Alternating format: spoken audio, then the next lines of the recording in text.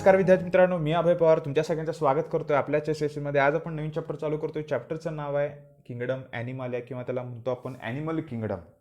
आता हा आपला आय थिंक चौथा चॅप्टर असणार आहे. आता जरासं थोडंसं लक्ष द्या की हा जो किंगडम ॲनिमल आहे, जर तुम्हाला आठवत असेल आपण जो सेकंड चॅप्टर बघितलेला सिस्टमॅटिक्स ऑफ लिव्हिंग ऑर्गॅनिझम, त्या सिस्टमॅटिक्स ऑफ लिव्हिंग ऑर्गॅनिझममध्ये आपण 5 किंगडम सिस्टीम ऑफ क्लासिफिकेशन ह्याचा अभ्यास केला होता. आता त्यामध्ये आपल्याला सिक्वेन्स माहिती आहे बघा, कुठले कुठले किंगडम्स आहेत. म्हणजे पहिला युनिसेल्युलर प्रोकॅरियोट्स, त्यामध्ये आपण काय कन्सिडर करतो तर मोनेरा, मोस्टली बॅक्टेरिया असतात ते सगळे. त्यानंतर प्रोटिस्टा, युनिसेल्युलर का मल्टीसेल्युलर, तर युनिसेल्युलर युकॅरियोट्स ते प्रोटिस्टा असतात. त्यामध्ये प्लांट लाईक, ॲनिमल लाईक सगळे आपण बघितलेत. त्यानंतर तिसरा जो होता तो काय होता, फंजाय, ते मल्टीसेल्युलर युकॅरियोट्स, त्यामध्ये एक्सेप्शन होतं ईस्ट युनिसेल्युलरचं. त्यानंतर आपण जे बघितलं ते काय होतं तर प्लांटी आणि ॲनिमालिया. सगळ्यात महत्त्वाचा जो किंगडम आहे तो कुठला आहे आणि सगळ्यात जास्त डायव्हर्सिटी आहे ती कशामध्ये, किंगडम प्लांटीमध्ये आणि किंगडम ॲनिमालियामध्ये. आता किंगडम ॲनिमालियाचं बेसिक एक कॅरेक्टर आपण सिस्टमॅटिक्समध्ये बघितलं, म्हणजे they are multicellular, they are heterotrophic mode of nutrition दाखवतो, they shows heterotrophic mode of nutrition, असे काही काही बेसिक कॅरेक्टर्स बघितलेत. पण आता या चॅप्टरमध्ये आपण काय करणार आहे की जो हा किंगडम ॲनिमल आहे त्याचं प्रॉपर क्लासिफिकेशन ओव्हरऑल सगळं, त्यानंतर प्रत्येक फायलमचे काही काही कॅरेक्टरिस्टिक फीचर्स असणार आहेत ते, त्यानंतर त्यातले जे काही महत्त्वाचे एक्झाम्पल्स आहेत हे आपण सगळे बघणार आहे. सुरुवात करूया आपण आजच्या लेक्चरला.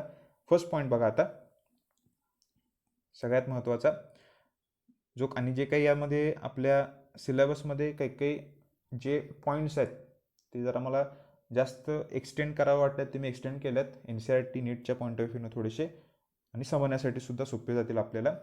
आता फर्स्ट पॉईंट बघा, you are familiar with the animals, their general characteristic and great diversity observe in this group. आता आपल्याला माहिती आहे डायव्हर्सिटी म्हणजे विविधता म्हणतो आपण त्याला. Let us learn about how this diverse group classified systematically. म्हणजे थोडक्यात काय आपण बघणार, त्याचं क्लासिफिकेशन बघणार आहे.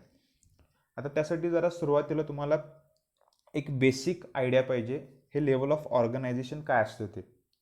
आता हे जे काही सब ॲटॉमिक पार्टिकल्स ॲटम्स आहेत, त्यानंतर मॉलिक्युल्स आहेत किंवा मॅक्रो मॉलिक्युल्स आहेत किंवा ऑर्गॅनिलीज आहेत, हे आत्ता इतकं काय लक्षात ठेवायची काही गरज नाही. फक्त मी जे पॉईंट सांगतोय ते आपण एका 12वीच्या एका चॅप्टरमध्ये बघणारच आहे, सुरुवात म्हणजे ते अगदी बायोस्पिअरपर्यंत. पण आत्ता जे फक्त महत्त्वाचं आहे त्याच्यावर थोडंसं फोकस करा. आपल्याला माहिती आहे सेल म्हणजे काय असते, पेशी असते. सेल म्हणजे काय, पेशी म्हणतो आपण. अनेक सेल एकत्र आले, अनेक काय तर फंक्शन तयार करायला लागले, फंक्शन कुठलं तर काम करायला लागले म्हणूया आपण. आता इथं बघा जरासं समजून घ्या, एक सेल आहे आणि टिश्यू, दोन्हीतला काय फरक आहे. टिश्यू म्हणजे group of cells having same structure, function and origin, आपण असं म्हणत असतो, त्याची डेफिनेशन आहे. पण टिश्यू म्हणजे आपल्याला माहिती आहे काय, ग्रुप ऑफ सेल. आणि अनेक टिश्यू एकत्र येऊन म्हणजे ग्रुप ऑफ टिश्यू आपण काय करणार आहे डेफिनेशन, तर ती ऑर्गन. आता इथं ऑर्गन दाखवलं आपलं स्टमक, ऑर्गन काय दाखवलं आहे, स्टमक. त्यानंतर बघा इथं ऑर्गन सिस्टीम, म्हणजे हा सिक्वेन्स व्यवस्थित लक्षात ठेवा, सेलपासून, कशापासून तर सेलपासून, सेल, टिश्यू, ऑर्गन, त्यानंतर ऑर्गन सिस्टीम. आता ऑर्गन सिस्टीममध्ये काय बघा, एखादी एक स्पेसिफिक सिस्टीम असते. इथं आपण काय कन्सिडर केले तर डायजेस्टिव्ह सिस्टीम. अगोदर सुद्धा तुम्हाला मी एक एक्झाम्पल सांगितले बघा.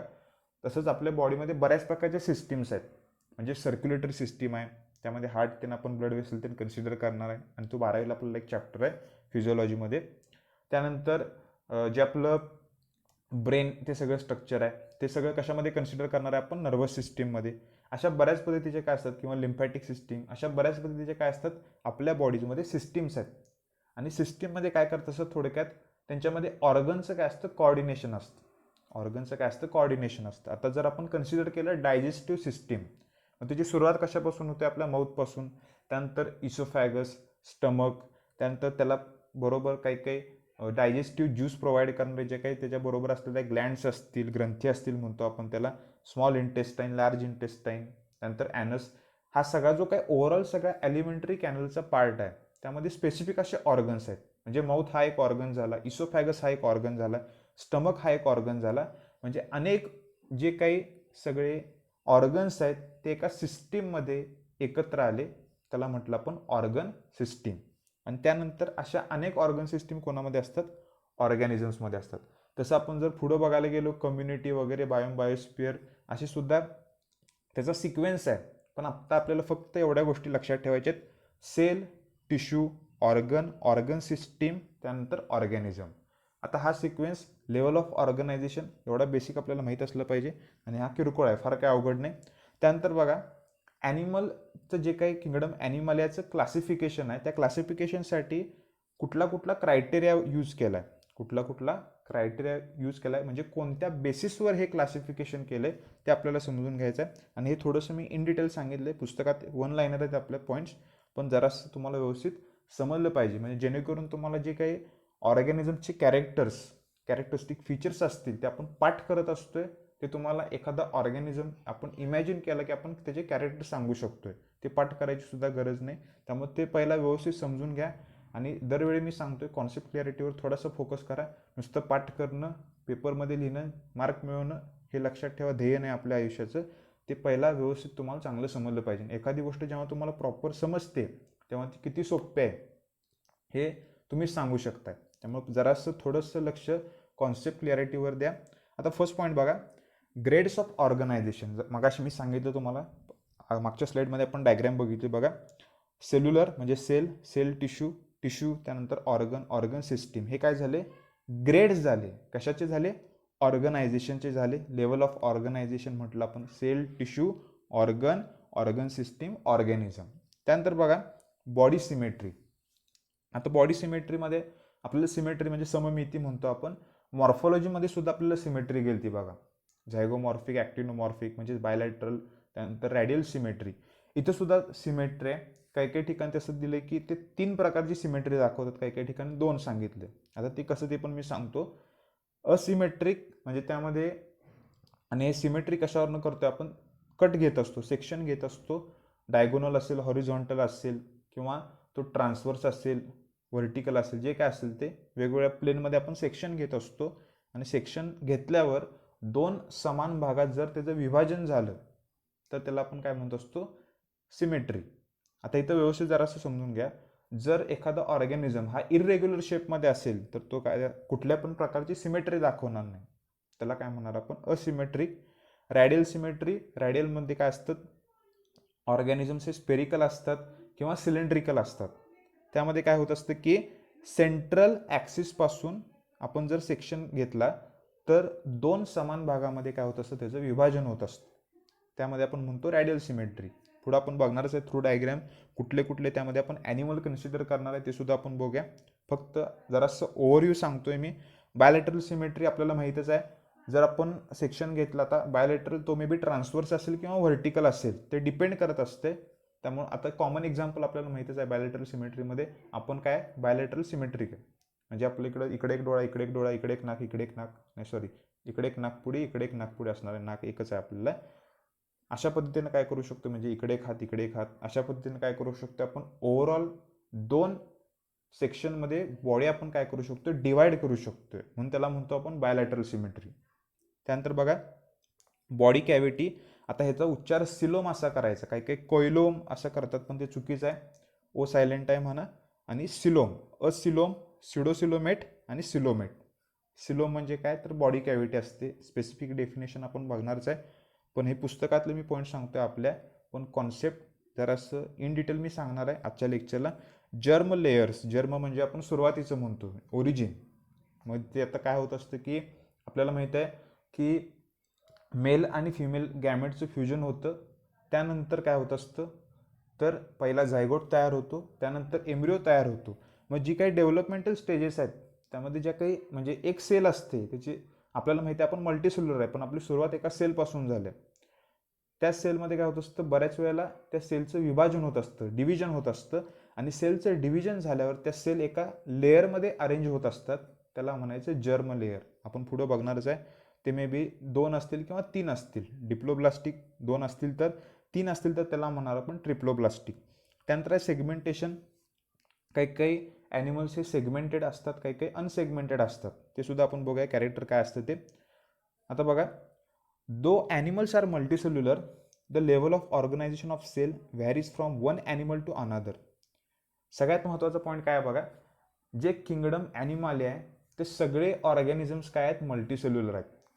ओव्हरऑल सगळं 5 किंगडम सिस्टीम ऑफ क्लासिफिकेशनमध्ये जो फर्स्ट किंगडम आहे, किंगडम मोनेरा, तो फक्त काय होता, युनिसेल्युलर होता. बाकी सगळे जे काही किंगडम्स आहेत, म्हणजे तो मे बी प्रोटिस्टा असेल, फंजाय असेल, प्लांटे असेल किंवा ॲनिमाले असेल, ते सगळे काय झाले, मल्टीसेल्युलर झाले. त्यानंतर पुढचा पॉईंट बघा, certain animals have loose mass of cells shows cellular level of organisation. आता लूज मास ऑफ सेल्स म्हणजे काय पहिला समजून घ्या. सेल्स म्हणजे आपल्याला माहित आहे, मास ऑफ सेल्स म्हणजे आपण असे अनेक सेल्स आहेत, एकत्र आलेत, ते एकमेकांना असे लूजली कनेक्ट आहेत, एकमेकांना काय असे लूजली कनेक्ट आहेत, म्हणून त्याला काय म्हणायचं, loose mass of cells. Such animals have been categorise into phylum Porifera. आता पहिला जो फायलम आहे नॉन कॉर्डेट्समधला आपल्याला माहित आहे पोरिफेरा. नॉन कॉर्डाटा किंवा नॉन कॉर्डेट्स म्हणजे काय आपल्याला माहित आहे, पाठीचा कणा नसणारे, पाठीचा कणा नसणारे. आता एक डिफरन्समध्ये तुम्ही नोटोकॉर्ड प्रेझेंट, नोटोकॉर्ड अब्सेंट, त्यानंतर आणखीन एक असतं आपलं काय बरं, हार्ट व्हेंट्रल साईडला आहे का डॉर्सल साईडला आहे, डॉर्सल नर्व कॉर्ड आहे का व्हेंट्रल नर्व कॉर्ड आहे, त्यानंतर ब्लडचा कलर, हे असे काहीतरी 4 का 5 डिफरन्स, किंवा फॅरेंजियल गिलस्लिटचा एक, असे काहीतरी 4-5 डिफरन्स तुम्हाला माहीत असतात. पण त्यातलं एक कॉमन डिफरन्स सगळ्यांना माहीत असतो, पाठीचा कणा असणारे आणि पाठीचा कणा नसणारे प्राणी. आता इथं काय होते बघा, जो फायलम पोरिफेरा आहे तो आपण कशामध्ये कन्सिडर करतोय, नॉन कॉर्डेट्समध्ये. नॉन कॉर्डेट्स म्हणजेच काय, ज्यांच्याकडं कॉर्डाटा म्हणजे कॉर्ड म्हणजे काय म्हणतो आपण, पाठीचा कणा, व्हर्टेब्रल कॉलम, लक्षात ठेवायचं. नोटोकॉर्ड म्हणजे सुद्धा व्हर्टेब्रल कॉलम, पण तो एम्ब्रियॉनिक स्टेजमधला. जसा जिथं शब्द येईल तसं मी त्याचं मिनिंग सांगतो. आणि हा ॲनिमल किंगडम तुम्हाला कुठलेही कॅरेक्टर पाठ करायची गरज पडणार नाही, कारण मोस्टली काय होत असते की आपण सिंगल जेव्हा एक फायलम बघत असतोय तेव्हा कॅरेक्टर आपण पाठ करत असतोय, पण जेव्हा एक्झाममध्ये आपल्याला सगळे 10च्या 10 फायलम असतील तेव्हा त्याचं कॅरेक्टर होत असते. त्यामुळे जरा इव्हॉल्युशन पॉईंट ऑफ व्ह्यूनं सुद्धा आणि त्याचे जे काही कॅरेक्टर्स असतील ते जरासं आपण समजून घेऊन व्यवस्थित लक्षात ठेवूया.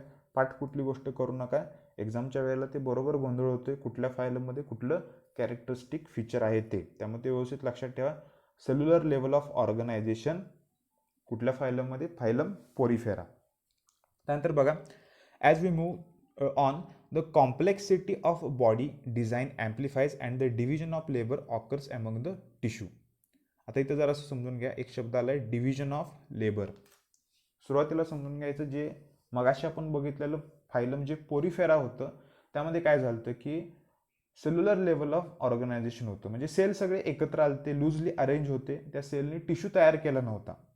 सेल सगळे एकत्र आल्यात, ते इंडिव्हिज्युअली काय करतात, प्रत्येकाचं काम करतात. म्हणजे प्रत्येक सेलला लक्षात ठेवायचं आपल्याला माहिती आहे की काही ना काहीतरी प्रॉपर फंक्शन असतं. प्रत्येक cell as a separate organism असल्यासारखं काय करत असतो, काम करत असतो. मी काय बोलतोय समजते का बघा. आता आपल्या बॉडीमध्ये डिव्हिजन ऑफ लेबर आहे, म्हणजे तिथं जे काही मगाशी आपण जे बघितलं पोरिफेरामध्ये काय असतं की लेस डिव्हिजन ऑफ लेबर, कारण एकच सेल आहे, सगळे फंक्शन करणार आहे, म्हणून तिथं काय लेस डिव्हिजन ऑफ लेबर. आणि जे काही सेल्युलर म्हणजे डिव्हिजन ऑफ लेबर आहे, साधं सोपं समजून घ्या की आपल्याला माहिती आहे की प्रत्येक एखाद्या आपल्या बॉडीमधल्या सेलचं काही ना काहीतरी फंक्शन असते, स्पेसिफिक फंक्शन आहे की या सेलनं हे काम करायचं, या सेलनं हे काम करायचं. म्हणजे थोडक्यात काय झाले की कामं काय झालेत, वाटून दिल्यात, कामांचं काय झालं, डिव्हिजन झाले, म्हणून त्याला काय म्हणतो आपण, डिव्हिजन ऑफ लेबर. जे काही सगळी कामं आहेत ती प्रत्येक सेलला, या सेलनं हे करायचं, या सेलनं हे करायचं, असं काय झालं, प्रत्येक सेलला काय दिलं, कामं वाटून दिलेत.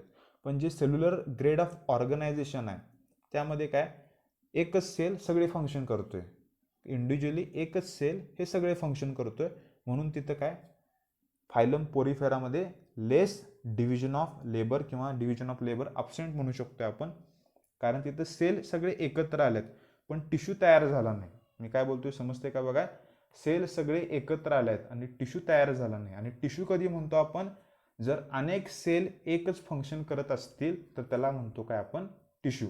व्यवस्थित समजून घ्या. परत एकदा मी सांगतोय, फायलम पोरिफेरामध्ये एक सेल सगळे फंक्शन करतोय इंडिव्हिज्युअली. टिश्यू कधी म्हणतो आपण, जर सगळे सेल एकत्र आले आणि एक कुठलं तर कॉमन फंक्शन करायला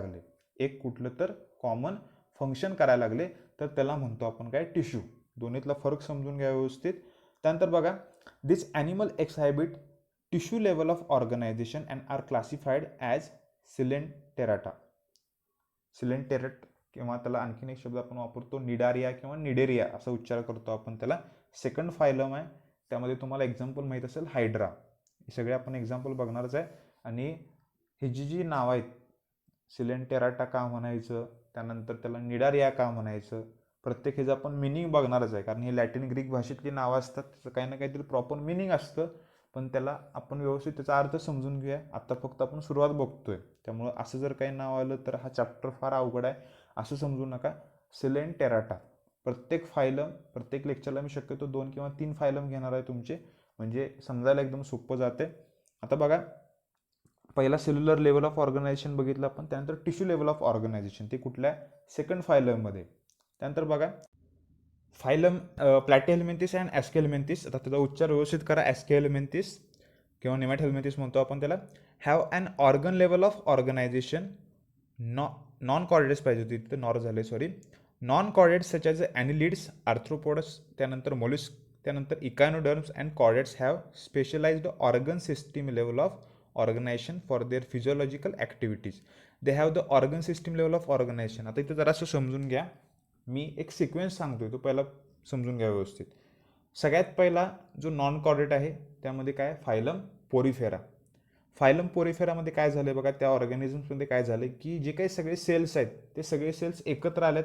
प्रत्येक सेल काय करते, इंडिव्हिज्युअली त्याचं काम करते. सगळ्या सेलने एकत्र येऊन कुठल्याही प्रकारचं एक कॉमन फंक्शन केलं नाही. सेल इंडिव्हिज्युअली काय करते, सगळे फंक्शन करते. एक इंडिव्हिज्युअल सेल, त्यांच्यामध्ये लेस डिव्हिजन ऑफ लेबर आहे. लेस डिव्हिजन ऑफ लेबर म्हणजे काय असते की बऱ्याच ऑर्गॅनिझम्समध्ये प्रत्येक सेलला असं एक स्पेसिफिक काम असते. डिव्हिजन ऑफ लेबर म्हणजेच काय, कामाची विभागणी म्हणा थोडक्यात. प्रत्येक सेलला स्पेसिफिक असं काम असते. पण जे काही पोरिफेर आहेत त्यामध्ये काय असतं की एक सेल सगळे फंक्शन तयार करत असतो, सगळे फंक्शन करत असतो. त्यामुळे आता ते जरा व्यवस्थित समजून घ्या. त्यानंतर जो सेकंड आपण बघितलेला तो काय होता, तर tissue level of organization. Tissue level of ऑर्गनायझेशनमध्ये काय झालं की जे सगळे सेल्स आहेत ते एकत्र आले, त्यांनी कॉमन फंक्शन केलं, मग त्याला काय म्हटलं आपण, tissue level of organization. Second phylum आहे निडारिया किंवा सिलेंटेराटा म्हणतो आपण त्याला, आणि टिनोफोरा थर्ड फायलम, ते आपण पुढं बघणारच आहे. ते झाल्यावर जो पुढचा फायलम आहे चौथा, प्लॅटीहेल्मिंथिस, त्यानंतर ॲस्केहेल्मिंथिस. ह्याच्यामध्ये काय, ऑर्गन लेवल ऑफ ऑर्गनायझेशन, ते व्यवस्थित लक्षात ठेवा. ते झाल्यावर ॲस्केहेल्मिंथिस नंतर ॲनिलिडा, आर्थ्रोपोडा, मोलिस्का, इकायनोडर्माटा. त्यानंतर राहिलेले सगळे कॉर्डेट्स, म्हणजे पुढचे सगळे जे काही सगळे ॲनिमल्स आहेत ॲस्केहेल्मिंथिस नंतर, त्यांच्यामध्ये काय, organ system level of organization. ते जरा व्यवस्थित लक्षात ठेवा. Organ system level of organization, सुरुवातीला मी जो सिक्वेन्स सांगितला आहे ते cell, tissue, organ, organ system, organism, ते एवढ्यासाठी सांगितलं आहे की तुम्हाला हे पॉईंट्स क्लिअर झाले पाहिजेत. त्यानंतर बघा, फर्स्ट एक क्रायटेरिया बघतोय आपण, सिमेट्री. मराठीत म्हणतो आपण त्याला सममिती. Is another basis of classification of animals. Generally the animals show 2 types of symmetry. आता काही काही ठिकाणी सांगितले 2 टाईप्स आहेत, पण काही काही ठिकाणी सांगितले 3 टाईप्स आहेत. एक ते मे बी असिमेट्रिक असतील, बायलॅटरल सिमेट्रिक असतील किंवा रॅडियल सिमेट्रिक असतील. आता यामध्ये सुद्धा बरेच काही काही एक्सेप्शन आहेत, म्हणून मेजॉरिटी काय असतात, 3 प्रकारची सिमेट्री असते, बायलॅटरल, असिमेट्रिक आणि रॅडियल. सगळ्यात पहिला बघा, आणि सगळ्यात महत्त्वाचं, radial symmetry. A symmetry where any plane passing through the central axis divides the body into 2 equal halves is called radial symmetry. त्याचं एक्झाम्पल बघा, सिलेंटेराटा, टिनोफोर्स आणि इकायनोडर्म्स. आता हे जरासं महत्त्वाचं आहे. सिमेट्रीमध्ये सगळ्यात जास्त क्वेश्चन MCQचा हा रॅडियल सिमेट्रीवर पडत असतोय. का पडत असतोय, कारण रॅडियल सिमेट्री ही नक्की ॲक्च्युली कशी सिमेट्री आहे हे कुणालाच समजत नाही.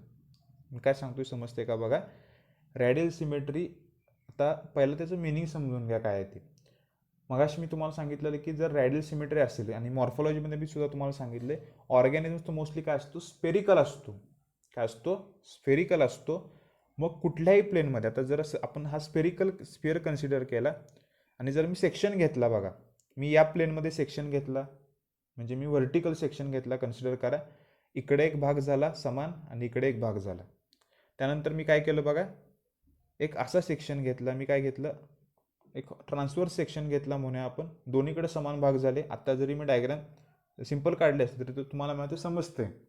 जर सिलेंड्रिकल किंवा स्पेरिकल एखादं जर ऑर्गॅनिझम असेल तर तो सिमेट्री कुठली दाखवणार आहे, रॅडियल सिमेट्री. सेंट्रल ॲक्सिसमधून आपण काय करणार आहे, तो कट घेणार आहे, सेक्शन घेणार आहे, आणि तो मे बी कसा असेल, हॉरिझॉन्टल असेल, ट्रान्सव्हर्स असेल, व्हर्टिकल असेल, किंवा काय असणार आहे, डायगोनल असणार आहे. म्हणजे कुठल्याही प्लेनमधून जर आपण सेक्शन घेतला, आणि प्लेनचा इथं अर्थ विमान असं घेऊ नका, आडवा, उभा, तिरका कसाही जरी आपण कट घेतला तरी सुद्धा दोन त्याच्या समान भागात काय होते, विभाजन होते. म्हणून त्याला काय म्हणायचं, रॅडियल सिमेट्री. रॅडियल सिमेट्री म्हटलं की फक्त डोक्यात आलं पाहिजे तो ऑर्गॅनिझम्स काय असला पाहिजे, एक तर तो सिलेंड्रिकल असला पाहिजे किंवा स्पेरिकल असला पाहिजे. सिलेंड्रिकल असला पाहिजे किंवा स्पेरिकल असला पाहिजे. त्यानंतर बघा त्याचे एक्झाम्पल सगळ्यात महत्त्वाचे आहेत. एक सांगितले सिलेंटेराटा, त्यामध्ये हायड्रा आपण कन्सिडर करतोय. सिलेंटेराटा व्यवस्थित लक्षात ठेवा, 3 मोस्ट इम्पॉर्टंट फायलम्स आहेत जे रॅडियल सिमेट्री दाखवतात. एक झालं सिलेंटेराटा, त्यानंतर आहे टिनोफोरा. टिनोफोरा तुम्हाला फायलम मे बी गेला नसेल, आता नवीन सिलेबसमध्ये तो ॲड केला आहे. तसे टोटल 36 फाईल आहेत, पण आपल्याला अभ्यासाला फक्त इथं 10च असतात. आणि कदाचित तुम्हाला ते टिनोफोरा अगोदर जेव्हा मी शिकत होतो तेव्हा टिनोफोरा हा सिलेबसमध्ये नव्हता, थर्ड फायलम डायरेक्ट प्लॅटिहेल्मिंथिस असायचा, म्हणून तुम्हाला फक्त मी अगोदर सांगितलं. टिनोफोरा थर्ड फायलम आहे. आणि इकायनोडर्माटा किंवा इकॉनोडर्म्स म्हणतो आपण, त्यामध्ये स्टारफिश. स्टारफिश जरासं कॉमन एक्झाम्पल आहे, आपल्याला पटकन लक्षात राहते. पण सिलेंटेराटा आणि टिनोफोरा डायग्रॅमच्या थ्रू सुद्धा तुम्हाला क्वेश्चन विचारतात. NCERTमध्ये डायग्रॅम आहे हायड्राची, माझ्यामध्ये क्रॅबची काहीतरी डायग्रॅम आहे, त्या डायग्रॅमवरून तुम्हाला विचारतात सिमेट्री कुठली आहे. त्यामुळे ते सुद्धा आपल्याला महत्त्वाचं आहे. रॅडियल सिमेट्री एनी प्लेन कसाही आपण कट घेऊ शकतोय. ऑर्गॅनिझम कसा आहे, स्पेरिकल किंवा सिलेंड्रिकल. त्यानंतर फायलम कुठले 3 आहेत, सिलेंटेराटा, टिनोफोरा आणि इकायनोडर्माटा. त्यानंतर बघा पुढचा पॉईंट, आता जरासं स्क्रीनवर जर लक्ष द्या. रॅडियल सिमेट्री समजण्यासाठी मी हे तुम्हाला सगळं सांगतोय. NCERTमध्ये सुद्धा काही काही डायग्रॅम्स आहेत, त्यासुद्धा महत्त्वाचे आहेत. सगळ्यात पहिला बघा रॅडियल सिमेट्री तर हायड्राची आहे, हे सुद्धा हायड्राचंच आहे. आता हायड्राला आपण रॅडियल सिमेट्री, कारण बऱ्याच जणांचं कसं होते की हे बाजूला त्याचे जे काही टेंटॅकल्स आहेत, हे त्या टेंटॅकल्समुळं ह्याची सिमेट्री कशी असणार आहे हे आपण डिसाईडच करू शकत नाही. त्यामुळे ते जरा व्यवस्थित समजून घ्या. इथं काय झालं बघा, सेक्शन असा घेतला काय, असा घेतला काय, असा घेतला काय, 2 समान भागात काय झाले, विभाजन झाले. बॉडी कशी आहे त्याची, अशी सिलेंड्रिकल बॉडी आहे. बॉडी कशी आहे, सिलेंड्रिकल आहे. म्हणून लक्षात ठेवायचं सिमेट्री कशी असणार आहे, रॅडियल सिमेट्री. उभा, आडवा, तिरका कसाही जरी आपण कट घेतला तरी सुद्धा काय होणार आहे, तर ते 2 समान भागात त्याचं काय होणार आहे, विभाजन होणार आहे. म्हणून त्याला म्हणतो आपण रॅडियल सिमेट्री. इथं बघा हायड्राचंच दाखवलंय, सेक्शन दाखवलेत. सगळ्या बाजूचे कुठल्याही प्लेनमध्ये सेक्शन जरी घेतला तरी 2 समान भागात काय होते, त्याचं विभाजन होते, डिव्हिजन होते. आता बघा त्यानंतर सगळ्यात शेवटी इकायनोडर्म्स. आणि इकायनोडर्म्समध्ये व्यवस्थित लक्षात ठेवा आणि नोट डाऊन करून घ्या हा पॉईंट. ॲडल्ट इकायनोडर्म्स काय दाखवतात, फक्त रॅडियल सिमेट्री. सगळ्यात महत्त्वाचं आहे, ॲडल्ट इकायनोडर्म्स दाखवतात रॅडियल सिमेट्री. म्हणजे 3 आपल्याला फायलम लक्षात ठेवायचे आहेत, इकायनोडर्म, टिनोफोरा आणि कुठला सांगितलं मी, सिलेंटेराटा किंवा त्याला म्हणतो आपण निडारिया. एकाच लेक्चरमध्ये तुमचे सगळे फायलम तुम्हाला त्याच्या नावासहित, त्याच्या कॅरेक्टरसहित सगळं लक्षात राहील अशी काही माझी अपेक्षा नाही. पण जरासं जे मी बोलतोय त्याच्याकडे थोडंसं लक्ष द्या व्यवस्थित, आणि हे नोट डाऊन करून घ्या. Adult echinoderms shows which type of symmetry, radial symmetry. त्यानंतर बघा बायलॅटरल सिमेट्री. बायलॅटरल म्हणजेच काय, एकाच प्लेनमध्ये आपण घेऊ शकतोय सेक्शन, एक सिंगल प्लेनमध्ये सेक्शन घेऊ शकतोय. तो कसाही आपण घेऊ शकत नाही, कुठल्याही प्लेनमध्ये घेऊ शकत नाही, फक्त एका सिंगल प्लेनमध्ये घेऊ शकतोय. म्हणून त्याला म्हणायचं bilateral symmetry. In bilateral symmetry only a single plane, सगळ्यात महत्त्वाचं वाक्य बघा, divides the body into 2 equal halves. Halves म्हणजे भाग म्हणतो आपण. ॲनिलिड्स, आर्थ्रोपोड्स आणि मोलुस्का. बायलॅटरल सिमेट्रीमध्ये बघा ॲनिलिडा, आर्थ्रोपोडा आणि मॉल्युस्का. आणि बायलॅटरल सिमेट्री आपल्याला प्लॅटिहेल्मिंथिसमध्ये सुद्धा दिसते, ते आपण पुढं बघणारच आहे. आता बायलॅटरल सिमेट्रीमध्ये आपल्याला NCERTमध्ये एक क्रॅबची काहीतरी डायग्राम आहे, पण क्रॅबचे कसं दाखवले, डायग्राम सिंपल दाखवलं आहे आणि त्याच्यावरून आपल्याला समजते की बायलॅटरल सिमेट्री आहे. आता इथं बघा सेक्शन घेतला आहे, कसा घेतला आहे, ट्रान्सव्हर्स सेक्शन घेतला आहे आणि 2 समान भागात त्याचं काय झालं, विभाजन झाले. आता हे फिशसाठी मी का दाखवलं, कारण बऱ्याच वेळेला काय होतं की मासा असा आहे असं काही काहींना वाटत असतं, त्याचं कसं काय करायचं, तर डिव्हिजन कसं करायचं, तर काही काहींना समजत नाही, काय काय असं कट घेतात, असं घेतात, पण व्यवस्थित समजून घ्या. असा मासा आहे आणि वरून आपण काय घेतला, एक त्याचा सेक्शन घेतला आहे, दोन्ही बाजूला काय झाले, समान भाग झाले, सिमेट्री कुठली झाली, बायलॅटरल. त्यामुळे ते जरासं व्यवस्थित लक्षात ठेवा. ॲज अ जनरल कॅरेक्टर्स आपण बघत असतोय, फिशमध्ये सुद्धा बायलॅटरल सिमेट्री आहे. ते झाल्यावर बघा, however the some animals do not show any symmetry. काही काही ॲनिमल्स कुठल्याही प्रकारची सिमेट्री दाखवत नाहीत, कारण त्यांची बॉडी कशी असते, इरेग्युलर असते. There body can't be divided into two halves in any plane passing through the center. Such animals are said to be asymmetrical. Porifera त्याचे कॉमन एक्झाम्पल्स आहेत. आता आपल्याला माहिती आहे बघा, पोरीफेराचे असे काही तर आपण डायग्राम सुद्धा बघितल्या, ते असतात असिमेट्रिक असतात. कारण आता आपण सेक्शन कसाही जरी घेतला तरी आपण समान भागात त्याचं विभाजन करू शकतोय का, तर करू शकत नाही. म्हणून ते काय म्हणणार आपण, असिमेट्रिक. जी सिमेट्री सांगितली त्यामध्ये तिन्ही बघा, आणखीन एकदा मी रिवाइज करतोय. पहिलं जे काय आहे ते असिमेट्रिक आहे. असिमेट्रिक म्हणजे लक्षात फक्त ठेवायचं, पोरीफेरा इररेग्युलर ॲनिमल आहे. कुठलाही जो ॲनिमल ऑर्गॅनिझम जो इररेग्युलर असणार आहे शेपमध्ये, तो सिमेट्री कुठली दाखवणार आहे, तर असिमेट्रिकल. अब्सेन्स ऑफ सिमेट्री म्हणतो आपण त्याला. त्यानंतर बायलॅटरल सिमेट्री. बायलॅटरल सिमेट्रीमध्ये फक्त एवढं लक्षात ठेवायचं, एका कुठल्या तरी एका सिंगल प्लेनमध्ये आपण कट करू शकतो. ते मे बी व्हर्टिकल असेल किंवा डायगोनल असेल. सगळ्या आपण प्लेनमध्ये त्याचं सेक्शन घेऊ शकत नाही, कट घेऊ शकत नाही, दोन समान भागात त्याचं विभाजन करू शकत नाही. एकच कुठला तर प्लेन असणार आहे. जे थर्ड सगळ्यात मोस्ट इम्पॉर्टंट काय लक्षात ठेवायचं, तर रॅडियल सिमेट्री. रॅडियल सिमेट्रीमध्ये काय होत असतं की कुठल्याही सेक्शन, कुठल्याही तो डायगोनल ट्रान्सफर्स कसाही आपण काय करू शकतोय, दोन्ही समान भागात त्याचं काय करू शकतोय, विभाजन करू शकतोय. रॅडियल सिमेट्री समजण्यासाठी फक्त लक्षात ठेवा, ऑर्गॅनिझमचा शेप कसा असला पाहिजे, तो मे बी स्पेरिकल असला पाहिजे किंवा सिलेंड्रिकल. सगळ्यात महत्त्वाचा पॉईंट आहे. ते झाल्यावर बघा, पुढचा क्रायटेरिया तो आहे काय, सिलोम. पुढचा क्रायटेरिया काय, सिलोम. सिलोममध्ये बघा, आणि त्याचा उच्चार सिलोम असा करायचा, काय काय कोयलोम असा करतात, पण ते चुकीचं आहे. सिलोमचे आता डेफिनेशन बघूया आपण. कॅरेक्टरिस्टिक फीचर आहे, की फीचर आहे, it is a cavity between body wall and गट वॉल. आता हे दोन शब्द बघा काय आहेत. आपली बॉडी वॉल म्हणजे एक्सटर्नल जे काय आपलं बॉडी वॉल आहे ती, आणि गट वॉल. गट म्हणजे लक्षात ठेवायचं ॲलिमेंटरी कॅनल. गट म्हणजेच काय, ॲलिमेंटरी कॅनल लाइंड बाय मेझोडर्म. आता दोघांच्या मध्ये काय असणार आहे, जी काही लेअर असणार आहे त्याला कॅव्हिटी म्हणतो आपण. आणि सिलोम कधी स्पेसिफिक शब्द वापरायचा, आणि हे जरा व्यवस्थित समजून घ्या, कारण ह्याच्यावर सुद्धा तुम्हाला डायग्रामच्या बेसिसवर क्वेश्चन असतात. सिलोम हा शब्द कधी वापरायचा, सिलोम म्हणजेच काय, बॉडी कॅव्हिटी. ट्रू सिलोम किंवा यू सिलोमेट यांच्यामध्ये सिलोम प्रेझेंट आहे असे ऑर्गॅनिझम्स, त्यांना आपण सिलोमेट म्हणतो. त्या सिलोमेटमध्ये काय होत असतं की मेझोडर्म आहे तो स्प्लिट होत असतो. तर हे मेझोडर्म काय, एक्टोडर्म काय, एंडोडर्म काय, ते सुद्धा मी सांगणार आहे. फक्त आत्तापुरतं समजून घ्या, मिडल मेझोडर्म आहे हा, काय आहे, मेझोडर्म आहे. त्यानंतर हा एक्टो आणि हा एंडो आहे असं कन्सिडर करा.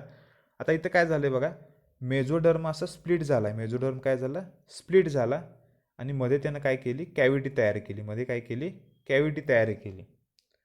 ह्यालाच काय म्हणायचं, सिलोम. म्हणजे दोन्ही बाजूला काय आहे, मेझोडर्म आहे. पुढे मी डायग्राम दाखवणारच आहे तुम्हाला, या गोष्टीवरून तुम्हाला पटकन समजणार नाही. फक्त सिलोम म्हणजे काय समजून घ्या. सिलोम म्हणजे काय आहे, बॉडी कॅव्हिटी आहे. बॉडी वॉल आणि गट वॉल. गट वॉल म्हणजे आपला alimentary canal lined by mesoderm. त्याच्यावर लाइनिंग कशाचं आहे, मेझोडर्मचं. Depending on the presence and absence of coelom, animals have been classified into 3 types, acoelomate, coelomates आणि स्युडोसिलोमेट्स. त्यामध्ये बघूया आता आपण. आणि पहिला आहे सिलोम समजण्यासाठी फक्त मी ही डायग्राम दाखवतोय तुम्हाला. आता स्क्रीनवर आपल्याला काय दिसते बघा, डायजेस्टिव्ह सिस्टीम, आपला ॲलिमेंटरी कॅनल. आता जर सपोज मी कन्सिडर केली की सेक्शन घेतला असा, तर सेक्शनमध्ये काय दिसणार आहे, तर व्यवस्थित पहिला समजून घ्या. हा जो पार्ट आहे हा झाला आपला ॲलिमेंटरी कॅनलचा, म्हणजेच काय झाला, गट वॉल. त्याला काय म्हणणार आपण, गट वॉल. म्हणजे काय झाली, ही ट्यूब झाली, ही काय झाली, एक ट्यूब झाली. त्यानंतर आपली आउटर बॉडी वॉल असणार आहे. आउटर काय असणार आहे, ही बॉडी वॉल असणार आहे. व्यवस्थित समजून घ्या, आउटर बॉडी वॉल आणि इनर काय झाली, गट वॉल. ह्याच्यामधला जो सगळा पार्ट आहे, ह्याला काय म्हणणार आपण, सिलोम म्हणत असतो. आणि स्पेसिफिक त्याला सिलोम कधी म्हणत, म्हणजे ह्याला आपण बॉडी कॅव्हिटी म्हणत असतो, पण त्याला स्पेसिफिक सिलोम कधी शब्द वापरायचा, जर जी दोघांच्या मधली वॉल आहे, म्हणजे ॲलिमेंटरी कॅनल आणि गट वॉल, ह्याच्यामधला जर मेझोडर्म हा स्प्लिट झाला आउटर आणि इनर लायनिंगमध्ये, तर त्याला काय म्हणणार आपण? सिलोम म्हणणार आहे. एकदम सिंपल आहे बघा. सिलोम कशाला म्हणायचं ते जरासं आपण बघूया. सिलोमेट म्हणजे यांच्यामध्ये सिलोम प्रेझेंट आहे असे ॲनिमल्स बिलॉंगिंग टू फायला, अनेक असतील तर फायला म्हणतो आपण त्याला, सिंगल असेल तर फायलम.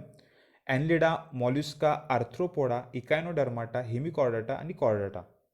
म्हणजे ॲनलिडापासून सुरुवात केली अप टू द कॉर्डाटा, एवढं लक्षात ठेवलं तरी बास आहे. ॲनलिडापासून कॉर्डाटापर्यंत काय असणार आहेत? सगळे जे काही ॲनिमल्स आहेत, सगळे जे काही ऑर्गॅनिझम्स आहेत, ते सगळे काय झाले? सिलोमेट झाले. म्हणजे त्यांच्यामध्ये ट्रू बॉडी कॅव्हिटी प्रेझेंट आहे. सिलोमेट शब्द असतो किंवा यू सिलोमेट शब्द असतो, ते जरासं व्यवस्थित लक्षात ठेवा. यू म्हणजे आपल्याला माहिती आहे ट्रू, प्रोकॅरियोट्स युकॅरियोट्समध्ये आपल्याला गेले बघा. आणखीन एकदा मी सांगतोय, ओव्हरऑल सगळा जो सिक्वेन्स आहे कशाचा? फायलमचा. त्याच्यावरनं जरासं व्यवस्थित समजून घ्या. ॲनिलिडापासून कॉर्डाटापर्यंत सगळे जे काही तुम्हाला जर कुठल्या पण एखाद्या ऑर्गॅनिझमचं ॲनिमलचं जर काही विचारलं, तो सिलोमेट आहे का, असिलोमेट आहे का, स्युडोसिलोमेट आहे, तर तेवढंच फक्त लक्षात ठेवायचं. ॲनिलिडाच्या पुढचे सगळे काय झाले? तर सिलोमेट. हे सगळं पाठ करायची सुद्धा गरज नाही तुम्हाला. हळूहळू तुम्हाला सगळा सिक्वेन्ससुद्धा समजून जाईल इव्हॉल्युशन पॉईंट ऑफ व्ह्यूनं. आता स्क्रीनवर तुम्हाला डायग्राम दिसते कशाची बघा? सिलोमची. आता हा ॲनिमल आहे, ॲनलिड आहे, कन्सिडर करा. अर्थवर्म आहे, गांडूळ आहे. त्यामध्ये काय झाले बघा? आपण सेक्शन घेतला. काय घेतला आहे? सेक्शन घेतला आहे. सेक्शन घेतल्यावर काय दिसते बघा आपल्याला? तर आउटर आपल्याला लेअर दिसते, इथं जो इनर पार्ट दिसतोय. त्यानंतर मेझोडर्म काय झालं आहे? स्प्लिट झाला आहे. हा डायजेस्टिव्ह पार्ट आहे, इथं जरा दिसते बघा प्रॉपर. काय दिसते बघा? आता ते बॉडीचं कवरिंग झालं, एक्टोडर्म. त्यानंतर बघा इथं डायजेस्टिव्ह ट्रॅक आहे, एंडोडर्म आहे, तिथं लायनिंग आहे, ब्ल्यू कलरमध्ये दिसते बघा, स्काय ब्ल्यू कलरमध्ये किंवा सायन म्हणतो आपण त्याला. त्यानंतर बघा पॅरेनकायमा टिश्यू लेअर आहे, इथं आपल्याला दिसतं बघा. आता महत्त्वाचं काय आपल्यासाठी? सिलोम आहे. सिलोममध्ये काय झालं बघा? इथं मेझोडर्म स्प्लिट झाला आहे आणि मध्ये इथं काय झाली? कॅव्हिटी तयार झाली. त्याला काय म्हटलं आपण? सिलोम म्हटलं. आणखीन एकदा मी सगळं पॉईंट रिवाईज करणार आहे. फक्त सिलोम म्हणजे व्यवस्थित लक्षात ठेवा काय होत असतं की जे आउटर बॉडी कॅव्हिटी आणि इनर गट वॉल आहे त्याच्यामध्ये आपल्याला मध्ये लायनिंग दिसतं कशाचं? मेझोडर्मचं. स्युडोसिलोमेट बघा आता. स्युडोसिलोमेट, स्युडो म्हणजे त्याला आपण म्हणतो नॉट ट्रू किंवा false. In pseudocoelomate mesoderm appear in pouches between the endo and ectoderm. Outer ectoderm, inner endoderm. त्याच्यामध्ये असं पाउचेसमध्ये काय दिसतो आपल्याला? मेझोडर्म दिसत असतो. But the cavity form is not lined by mesoderm. Aschelminthes त्याचं एक्झाम्पल आहे. आता हे नोट डाऊन करून घ्या व्यवस्थित. बऱ्याच वेळेला क्वेश्चन पडत असतोय, MCQचा क्वेश्चन आहे, इम्पॉर्टंट क्वेश्चन आहे. स्युडोसिलोमेट, स्युडो म्हणजेच काय? फॉल्स. सिलो म्हणजे काय? कॅव्हिटी. ज्यांच्यामध्ये ट्रू बॉडी कॅव्हिटी प्रेझेंट आहे असे कोण आहेत? तर स्युडोसिलोमेट. आणि त्याचं एकच आहे एक्झाम्पल आहे, एकच आहे फायलम. फायलमचं नाव काय आहे? Aschelminthes. त्यानंतर बघा third, acoelomate. Acoelomate is absent in, point जरासा क्लिअर करतो मी. Acoelomate is absent, coelom is absent in, sorry, coelom is absent in and acoelomate. Example आहे त्याचं प्लॅटिहेल्मिंथिस. आता हे सगळे एक्झाम्पल जराशे व्यवस्थित लक्षात ठेवा. पहिले सगळ्यात महत्त्वाचं प्लॅटिहेल्मिंथिस. प्लॅटिहेल्मिंथिस हा असिलोमेट आहे. प्लॅटिहेल्मिंथिस हा असिलोमेट आहे. प्लॅटिहेल्मिंथिस नंतर जो असतो तो कोण असतो? ॲस्के हेल्मेंथिस असतो. ॲस्के हेल्मेंथिस काय? स्युडोसिलोमेट आहे. आणि ॲस्के हेल्मेंथिस नंतर असतो ॲनलिडा. काय सांगतोय समजते का बघा? पहिला आहे प्लॅटिहेल्मिंथिस, तो कसा आहे? असिलोमेट. त्यानंतर असतो ॲस्के हेल्मेंथिस, तो कसा आहे? स्युडोसिलोमेट. तो कसा झाला? स्युडोसिलोमेट म्हणजे फॉल्स बॉडी कॅव्हिटी. त्यानंतर असतात ॲनिलिडा. त्यापासून काय असणार? ॲनिलिडापासून सगळे पुढचे जे काय कॉर्डाटापर्यंत ते सगळे काय झाले? सिलोमेट. असिलोमेट, त्यानंतर स्युडोसिलोमेट, त्यानंतर काय झाले? सिलोमेट झाले. त्यामुळे हा सिक्वेन्स व्यवस्थित लक्षात ठेवा. फक्त तुम्हाला एकच गोष्ट लक्षात ठेवायची. काय लक्षात ठेवणार लागणार? तर ॲस्के हेल्मेंथिस. ॲस्के हेल्मेंथिस हा स्युडोसिलोमेट आहे. ॲस्के हेल्मेंथिसच्या अगोदरचे सगळे काय झाले? असिलोमेट. ॲस्के हेल्मेंथिसच्या नंतरचे सगळे काय झाले? तर सिलोमेट. सिंपल आहे, एकदम लक्षात राहते चांगलं. आता असिलोमेटची प्लॅनरी आहे, हा प्लॅनरी आहे ऑर्गॅनिझम, आपण पुढं बघणारच आहे. त्यामध्ये बघा आता इथं काय झाले? तर डायजेस्टिव्ह ट्रॅक आहे, येलो कलरमध्ये दिसतोय बघा आपल्याला. मेझोडर्म आहे, खरं तो स्प्लिट झाला नाही आहे. त्यानंतर आउटर काय आहे? एक्टोडर्म आहे. त्यानंतर बघा सगळ्यात महत्त्वाचं स्युडोसिलोमेट. आता इथं जी डायग्रॅम दाखवली आहे ती एकतर अशी डायग्रॅम असेल किंवा तुम्हाला पाऊचमध्ये असेल, पण मोस्टली ती पाऊचमधली डायग्रॅम असते. मी NCERTमध्ये तुम्हाला डायग्रॅम दाखवतो, ही थोडीशी बाहेरची डायग्रॅम.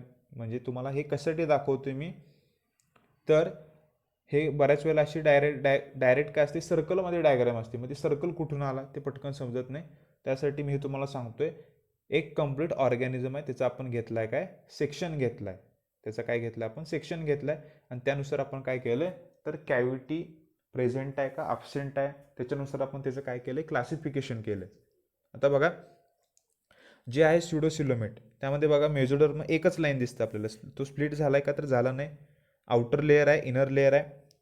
आता इन डिटेल जरा असं व्यवस्थित डायग्रॅमकडे थोडंसं फोकस द्या. पहिला असिलोमेट आहे. असिलोमेटमध्ये कोण सांगितलं मी, प्लॅटीहेल्मिंथिस एक्झाम्पल आहे. प्लॅटीहेल्मिंथिस असा असतो बघा, फ्लॅट वर्म, त्याचं कॉमन नेम आहे.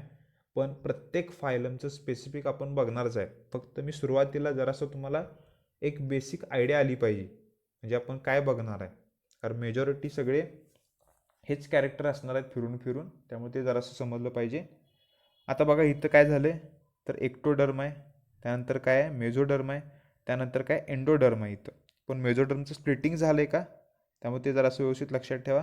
Acoelomate do not have enclosed body cavities, ते जरासं व्यवस्थित लक्षात ठेवा. त्यानंतर आहे स्युडोसिलोमेट, त्याचं कॉमन नेम आहे राऊंड वर्म. त्यामध्ये बघा आता काय काय झालं ते, सेंटरला काय दिसतं आपल्याला, गट दिसते. त्यानंतर बघा स्युडोसिल कॅव्हिटी दिसते. स्युडोसिल कॅव्हिटी म्हणजे आपल्याला बऱ्याच अशा कॅव्हिटीज दिसतात बघा. त्यानंतर मस्क्युलर लेअर आहे काय, मेझोडर्म आहे. आता एक्टो, मेझो आणि एंडो काय असतं ते आपण पुढे बघणारच आहे. फक्त जर्म लेअर आहे एवढा फक्त पॉईंट लक्षात ठेवा. आणि स्युडोसिल आपल्याला दिसतात बघा इथं line with mesoderm, but no mesoderm surrounds the internal organ. No mesoderm surrounds the internal organ. सिलोमेट्समध्ये काय झालं बघा, इथं काय झालं बघा, गट आहे सेंट्रल पार्ट, इंटरनल ऑर्गन्स आहेत येलो कलरमध्ये दाखवलेत बघा. पण तिथं सराउंडिंग झाले, तिथं बाजूला काय दिसते बघा, रेड कलरमध्ये काय दिसते आपल्याला, येलो कलरचा जो स्पॉट आहे तो कन्सिडर करा की एखादा ऑर्गन आहे. आणि त्या ऑर्गनच्या बाजूनं असं कवरिंग कशाचं आहे बघा तिथं, तर त्या मेझोडर्मचं कवरिंग आहे. त्यानंतर मध्ये काय असणारा दिसते बघा आपल्याला, काय दिसते तर कॅव्हिटी दिसते कशाची, सिलोम. प्रॉपर त्याला ट्रू सिलोम म्हणतो आपण. आणि त्यानंतर आहे एक्टोडर्म. सिक्वेन्स व्यवस्थित लक्षात ठेवा, एक्टो, मेझो आणि एंडो. आता ही डायग्रॅम सगळ्यात महत्त्वाचे NCERT मधले, आणि ह्याच्यावरून तुम्हाला जरासं काही काही गोष्टी क्लिअर होतील. आता सगळ्यात पहिला बघा, आउटरचा जो पार्ट आहे तो काय झाला, एक्टोडर्म. आउटर काय असणार आहे, स्किन लेअर आपली कन्सिडर करा, एक्टोडर्म आहे.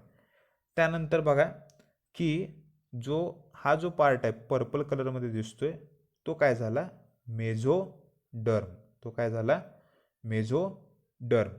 त्यानंतर सगळ्यात जो इनर पार्ट दिसतोय, हा जो पार्ट दिसतोय बघा, त्याला काय म्हणायचं, एंडोडर्म. सेम सगळीकडे तसं असणार आहे. हा एंडोडर्म असणार आहे, हा मेझोडर्म आहे, हा काय असला एक्टोडर्म. एक्टो, मेझो आणि एंडो. आता व्यवस्थित पहिला समजून घ्या. सुरुवात आपण असिलोमेट पासून करूया. सुरुवात कशापासून करूया आपण, असिलोमेट पासून. असिलोमेटमध्ये काय, सिलोम अब्सेंट आहे म्हणून त्याला काय म्हणतो आपण, असिलोमेट. असिलोमेटमध्ये बघा आता एक्टोडर्म आहे, मेझोडर्म आहे आणि एंडोडर्म आहे. ट्रू बॉडी कॅव्हिटी काय अब्सेंट आहे म्हणून त्याला असिलोमेट म्हणायचं. 3 लेअर आहेत, व्यवस्थित समजून घ्या. 3 लेअर आहेत पण तो असिलोमेट आहे. स्युडोसिलोमेटमध्ये काय झालं बघा, ही डायग्राम इम्पॉर्टंट आहे, व्यवस्थित लक्षात ठेवा. आउटर आहे एक्टोडर्म, इनर काय आहे एंडोडर्म. पण मेझोडर्म असं कंप्लीट लाईनिंगमध्ये आपल्याला दिसत नाही, तो बारक्या बारक्या अशा पाउचेसमध्ये दिसतोय बघा, अशा बारक्या बारक्या पाऊचमध्ये दिसतोय कोण, मेझोडर्म. आणि त्याच्यामध्ये काय आहे, इथं आत काय असणार आहे, कॅव्हिटी असणार आहे. त्याला स्युडो कॅव्हिटी म्हणतो आपण, नॉट ट्रू कॅव्हिटी. कंप्लीट जर आपण सिलोम त्याला कधी म्हणणार आहे, जर त्यानं अशी कॅव्हिटी तयार केली, अशी कॅव्हिटी तयार केली. आता इथं काय दिसतंय बघा, मी येलो कलरमध्ये दाखवतो तुम्हाला मेझोडर्म समजण्यासाठी. हा मेझोडर्म आहे, त्याचं स्प्लिटिंग झालं आहे बघा.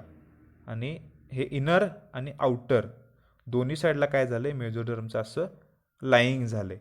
आणि त्यामुळं लक्षात ठेवायचं, जर मेझोडर्म दोन्ही साईडला आहे आणि मध्ये जी कॅव्हिटी आहे, मध्ये ही जी सगळी कॅव्हिटी दिसतं बघा आपल्याला, ती काय झाली मग, हा जो पार्ट दिसतोय बघा त्याला काय म्हणणार आपण, सिलोम. हा जो सगळा पार्ट दिसतोय त्याला काय म्हणणार आपण, सिलोम. म्हणजे coelom is lined by mesoderm. From outer and inner side, दोन्ही साईडला काय आहे तर मेजोडर्म आहे. आणखीन एकदा मी समजण्यासाठी सांगतोय सगळ्या लेयर्स काय आहेत त्या, कारण हे विद्यार्थ्यांना पटकन कळत नाही हे नक्की काय चाललं आहे ते, आणि हे डायग्रामचं क्वेश्चन आला तर त्यांना सॉल्व करता येत नाही, त्यामुळे ते व्यवस्थित जरा समजून घ्या. कन्सिडर करा ही लेयर आहे आउटर काय एक्टोडर्म. त्यानंतर सेकंड कन्सिडर करा, पहिला एक्टोडर्म काढतो मी, ही काय झाली आउटर एक्टोडर्म. त्यानंतर बघा इनर आपण कन्सिडर करूया, ही काय आहे एंडोडर्म. त्यानंतर काय झालं मेजोडर्म काय असतो स्प्लिट झाला आहे, असा मेजोडर्म स्प्लिट झाला आहे. मेजोडर्म काय झाला स्प्लिट झाला, आणि मध्ये जी कॅव्हिटी आहे त्याला काय म्हटलं आपण तर सिलोम. अशी कॅव्हिटी जर एखाद्या ऑर्गॅनिझममध्ये असेल ॲनिमलमध्ये असेल तर तो झाला काय सिलोमेट झाला. आणि स्युडोसिलोमेट सगळ्यात महत्त्वाचं काय आपल्यासाठी स्युडोसिलोमेट. एकच फायलम आहे ॲस्केलिमेंथिस, त्यामुळे ते व्यवस्थित लक्षात ठेवा. स्युडोसिलोमेटच्या अगोदरचे सगळे असिलोमेट आहेत, पुढचे सगळे काय असणार आहेत सिलोमेट असणार आहेत. पुढचा पॉईंट बघा, all animals develop their tissue organ and organ system from the cells that form the embryonic layer. आता हे एम्ब्रियॉनिक लेअर किंवा जर्म लेअर आपण समजून घेऊया. Based on the number of embryonic layers the animals are classified into the 2 types. ते may बी diploblastic असतील किंवा triploblastic असतील. डाय आणि ट्राय काय असतं बघूया. आता स्क्रीनवर तुम्हाला जी डायग्राम दिसते ती आत्ता तितकी इन डिटेल तुम्हाला नाही, पण फक्त कसं आहे जर्म लेअर किंवा एम्ब्रियॉनिक लेअर हे समजण्यासाठी फक्त मी तुम्हाला सांगतोय. आपल्याला एवढं माहिती आहे की स्पर्म आहे आणि एग आहे, त्याचं फ्युजन झालं आणि एक तयार झाला झायगोट जो डिप्लॉयड आहे. त्याच्यामध्ये काय होत असते सेलचं असं डिव्हिजन होत असते, असे अनेक सेल तयार होत असतात. सेलचं असं मल्टिपल काय होत असते डिव्हिजन होत असते. आता त्याच्या प्लास्टोला गॅस्ट्रोला तुम्हाला तेवढं इन डिटेल आता सध्या तर अभ्यासाला नाही, पुढे 12वीत आपण बघणारच आहे. फक्त काय झालं बघा, एक सेल आहे, सेलचं बऱ्याच वेळेला काय झालं डिव्हिजन झालं, आणि हे जे काही सगळे सेल्स आहेत बघा हे काय झाले एका लेअरमध्ये काय झाले असे अरेंज झालेत. हे सगळे सेल एका लेअरमध्ये अरेंज झालेत. त्यामध्ये बघा आउटर साईडला एक्टोडर्म आहे, मिडल साईडला मेजोडर्म आणि इनर साईडला काय एंडोडर्म आहे. हा सिक्वेन्स पहिला व्यवस्थित समजून घ्या. मी काय सांगितलं पहिलं आणखीन एकदा मी रिपीट करतोय. एग आणि स्पर्म फ्युजन झालं, तयार झालं झायगोट जो डिप्लॉयड आहे आणि एक सिंगल सेल आहे आपण कन्सिडर करूया. त्यामध्ये बऱ्याच वेळेला काय होतं मल्टिपल टाइम्स काय होत असतं डिव्हिजन होत असतं. त्या एका सिंगल सेलचं एका पेशीचं बऱ्याच वेळेला काय होतं विभाजन होतं, आणि ते विभाजन झाल्यावर अशा अनेक सेल तयार झाल्या. आता आपल्याला माहिती आहे आपण मल्टीसेल्युलर काय ऑर्गॅनिझम आहे. हे सगळे सेल काय होतात एका लेअरमध्ये असे अरेंज होत असतात. आउटर एक्टोडर्म, मिडल मेजोडर्म आणि इनर काय झाली एंडोडर्म. त्यानंतर बघा आता हे जर असं एका तुम्हाला एक ब्लास्टोसील म्हणून पुढे कधीतरी जाईल तेव्हा जरा मी सांगतो. ब्लास्टुला म्हणून एक स्टेज असते 12वीला आपण बघूया. ब्लास्टुला, गॅस्ट्रुला, मोरुला असे काही काही स्टेजेस असतात, त्या 12वीला आपण बघणार आहे इन डिटेल जरासं व्यवस्थित. इथं सुद्धा काय बघा एक्टोडर्म आहे, एंडोडर्म आहे, मेजोडर्म आहे. बाकी आत्ता पॉईंट तुम्हाला महत्त्वाचे नाहीत काय तयार करतात ते. एक्टोडर्म, मेजोडर्म आणि एंडोडर्म हा सिक्वेन्स फक्त समजला पाहिजे. त्यानंतर बघा आता डिप्लोब्लास्टिक ॲनिमल म्हणजे काय. इन डिप्लोब्लास्टिक ॲनिमल काय सांगतो व्यवस्थित समजून घ्या. डिप्लोब्लास्टिक ॲनिमलमध्ये फक्त 2 लेअर आहेत, एक असतं एक्टोडर्म आणि सेकंड काय बघा तर एंडोडर्म. एकदम सिंपल आहे. डाय म्हणजे काय 2, डाय म्हणजे 2. ज्या ऑर्गॅनिझम्समध्ये फक्त 2च लेयर्स असतील त्याला काय म्हणणार आपण तर डिप्लोब्लास्टिक, एक्टॉनी एंडोडर्म. त्यामध्ये फायलम बघा कुठला आहे सिलेंटेराटा. फायलमचं नाव काय आहे सिलेंटेराटा किंवा आपण काय म्हणतो त्याला निडारिया. त्यानंतर बघा triploblastic animal. In triploblastic animal there are 3 embryonic layer, ectoderm, endoderm आणि काय मेजोडर्म. 3 लेअर आहेत. Animals belonging to the phyla Platyhelminthes to the Chordata. सगळे काय असणार आहेत तर त्यांच्यामध्ये ट्रिप्लोब्लास्टिक ॲनिमल्स आहेत. आणि प्लॅटिहेल्मिंथिस व्यवस्थित लक्षात ठेवा, बऱ्याच वेळेला विचारलं प्लॅटिहेल्मिंथिस डिप्लोब्लास्टिक आहे का ट्रिप्लोब्लास्टिक आहे, कारण त्याच्यापासून सुरुवात होते, त्यामुळे ते जरासं महत्त्वाचं आहे. आणखीन एक तुम्हाला जरा एक एक्स्ट्रा पॉईंट सांगायचं आहे की जे काही ॲनिमल्स आहेत डिप्लोब्लास्टिक जे काही ॲनिमल्स आहेत त्या ॲनिमल्समध्ये काय होत असतं की तर त्यांचा जो काय म्हणूया आपण जे 2 लेयर्स आहेत एक्टोडर्म आणि मेजोडर्म, त्यामध्ये थोडंसं मध्ये एक लेअर असते, एक जेलीसारखा सबस्टन्स असतो सेपरेशनसाठी, त्याला मेझोग्लिया म्हणायचं. ते कुठं तर नोट डाऊन करून घ्या, पुढं आपण बघणारच आहे एका फायलममध्ये. त्याला मेझोग्लिया म्हणतो आपण. 2 जेव्हा आपण लेअर काय करत असतो सेपरेट करत असतो, एक्सटर्नल इंटर्नल म्हणजे एक्टोडर्म आणि एंडोडर्म. त्यामध्ये जरासं व्यवस्थित समजून घ्या. मेझोडर्म कुठं अब्सेंट आहे? डिप्लोब्लास्टिक ॲनिमलमध्ये. आत्तापुरतं एवढं लक्षात ठेवलं तरी बास होते. पण मी जरासं एक एक्स्ट्रा पॉईंट सांगितला. डिप्लोब्लास्टिक ऑर्गॅनिझम्समध्ये एक्टो आणि एंडोडर्मच्या मध्ये, म्हणजे हा जर एक्टोडर्म कन्सिडर केला त्यानंतर हा एंडोडर्म कन्सिडर केला, त्याच्यामध्ये काय असतं, एक जेलीसारखा एक असा सबस्टन्स असतो, त्याला काय म्हणायचं? मेझोग्लिया. कुठे तर नोट डाऊन करून घ्या, मेझोग्लिया किंवा हाईल असं काहीतरी त्याला शब्द आहे, पण मोस्टली एमसीक्यूला मेझोग्लिया हाच पडत असतोय. आणि डिप्लोब्लास्टिक ॲनिमल लक्षात ठेवणार काय आपण? सिलेंटेराटा आणि टिनोफोरा सुद्धा आहेत. आणि प्लॅटीहेल्मिंथिसपासून सगळे पुढचे काय असणार आहेत?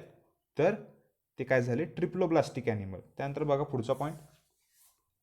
आता स्क्रीनवर तुम्हाला डायग्राम दिसतंय बघा. डिप्लोब्लास्टिक जे काही ॲनिमल्स आहेत, डिप्लोब्लास्टिक ॲनिमल्स आहेत, त्यामध्ये काय दिसतं? एक नॉन लिव्हिंग लेअर आहे, त्याला म्हणायचं मेझोग्लिया किंवा मेझोहाईल, पण मोस्टली मेझोग्लिया असतो. व्यवस्थित लक्षात ठेवा. Outer, ecto, inner, endo. इकडं सेमच आहे बघा, एक्टो आणि एंडो, फक्त मध्ये ग्रीन कलरमध्ये काय एक प्रकारचा लेअर आहे, लिव्हिंग आहे, त्याला काय म्हणायचं? मेझोडर्म. डिप्लोब्लास्टिक आणि ट्रिप्लोब्लास्टिक, इथं काय अब्लास्टिक असं काय नाही आहे, त्यामुळे ते व्यवस्थित पहिला समजून घ्या. त्यानंतर बघा animal body plan. Animal body plan त्यामध्ये काय होते बघा. फर्स्ट पॉईंट आता द सेल ॲग्रिगेट प्लान.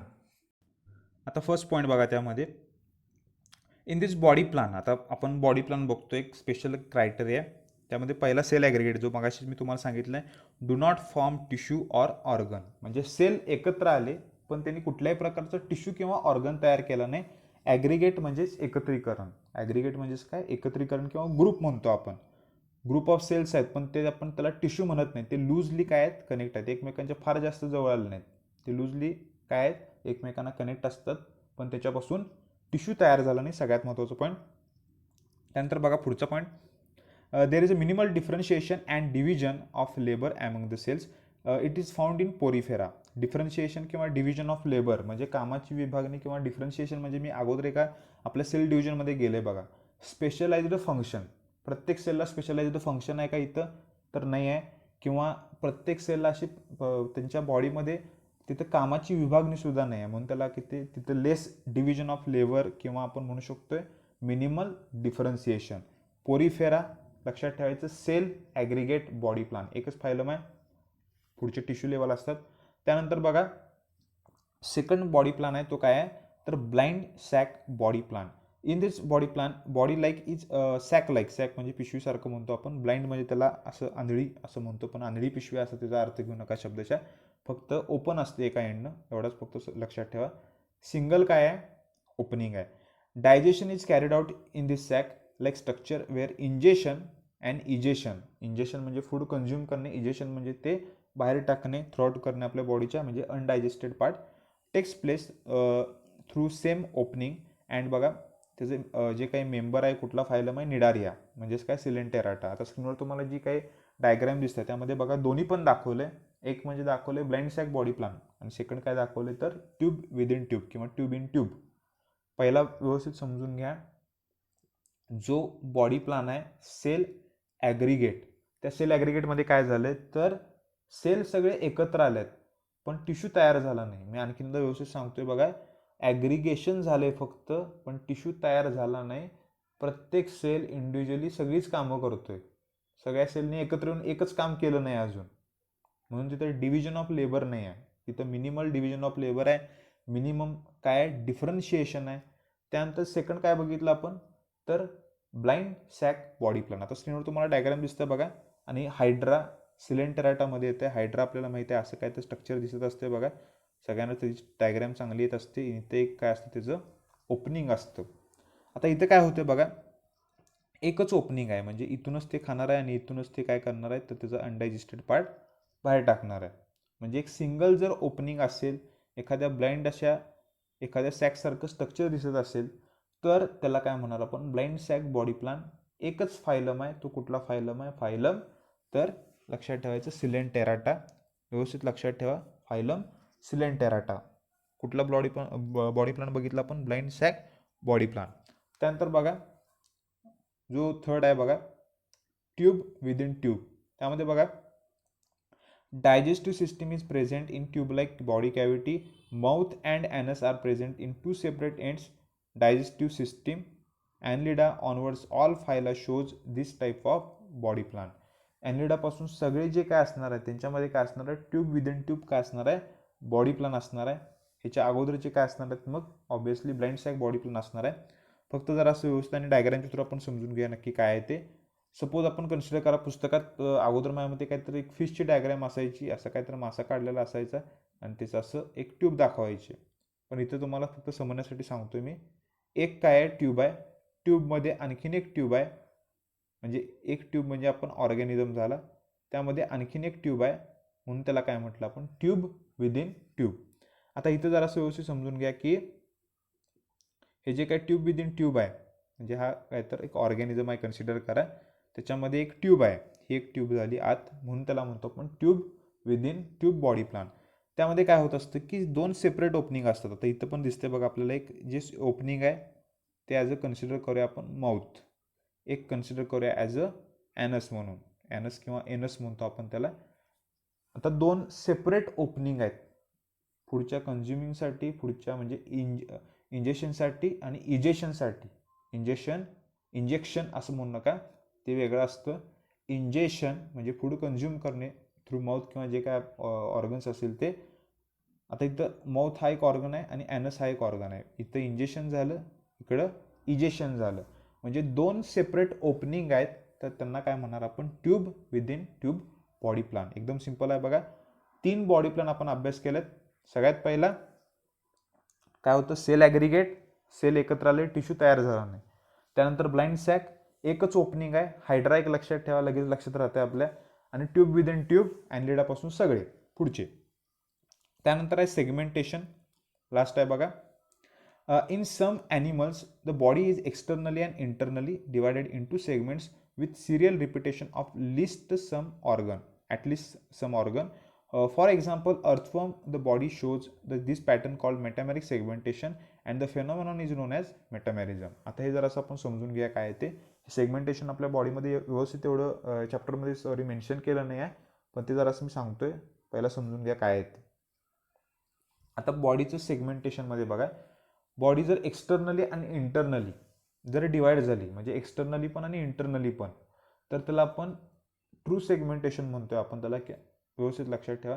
आणि ते सेगमेंटेशन दिसते आपल्याला अर्थफॉर्ममध्ये. आणि बऱ्याच वेळेला हे असाच क्वेश्चन पडत असतोय, कुठल्याही पुढचे जे काही ऑर्गॅनिझम्स आहेत, जे काही तुम्हाला ऑप्शन देतात, त्यामध्ये मेटॅमॅरिकली सेगमेंटेड कोण आहे.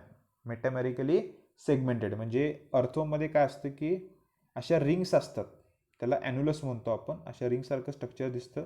आणि प्रत्येक म्हणजे वर जशी कॅव्हिटी दिसते तशीच त्याच्या बॉडीच्या काय असते, आतसुद्धा कॅव्हिटी असते. म्हणजे एक्सटर्नली पण आणि इंटरनली पण ह्यांच्यामध्ये काय दिसतं आपल्याला, अर्थफॉर्ममध्ये ॲनलिडसमध्ये काय दिसतं आपल्याला, सेगमेंटेशन दिसतं.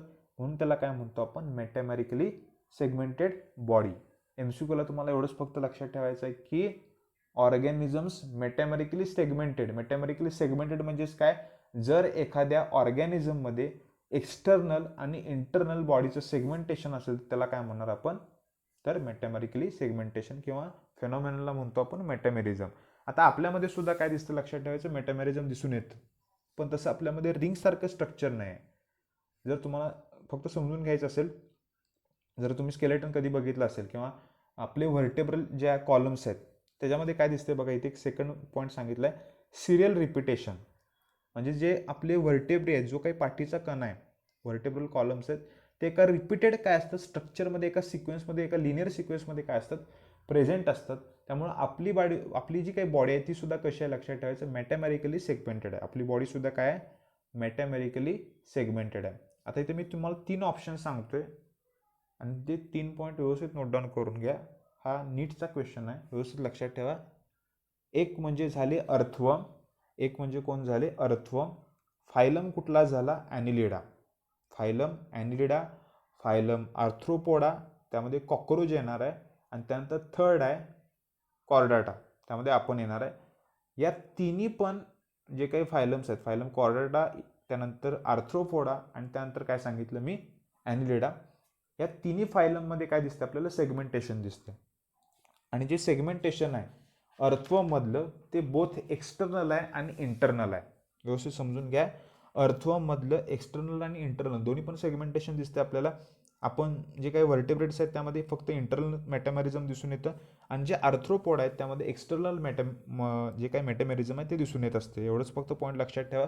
आणि मी हे जे काही पॉईंट सांगतोय सेगमेंटेशनचा पॉईंट त्यातला मेजॉरिटी एकच क्वेश्चन पडत असतोय की which of the following are metamerically segmented, त्यामध्ये ॲनलिड्स किंवा अर्थवर्म असंच असतं.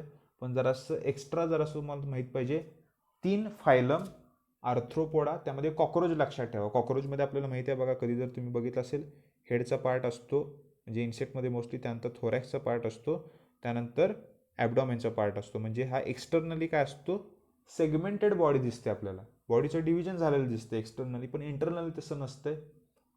तसंच आणखीन एक आपल्याला प्लॅटिहेल्मिंथिसमध्ये ऑर्गॅनिझम आहे ते सुद्धा नोट डाऊन करून ठेवा. त्याचं नाव काय बरं, टेपवर्म. त्याचं नाव आहे टेपवर्म. गेला असेल तुम्हाला शब्द कुठं तर.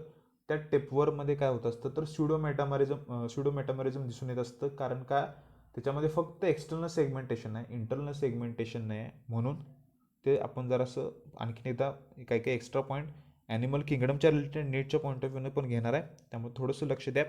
आता आजच्या लेक्चरला आपण काय काय बघितलं आहे जरासं थोडंसं मी आणखीन एकदा रिपीट करतो आहे. चॅप्टर आपण नवीन चालू केला आहे किंगडम ॲनिमालिया किंवा ॲनिमल किंगडम. त्यामध्ये आपण सुरुवात कशापासून केली ती बेसिक काय जे काही क्लासिफिकेशन आहे ते सगळं.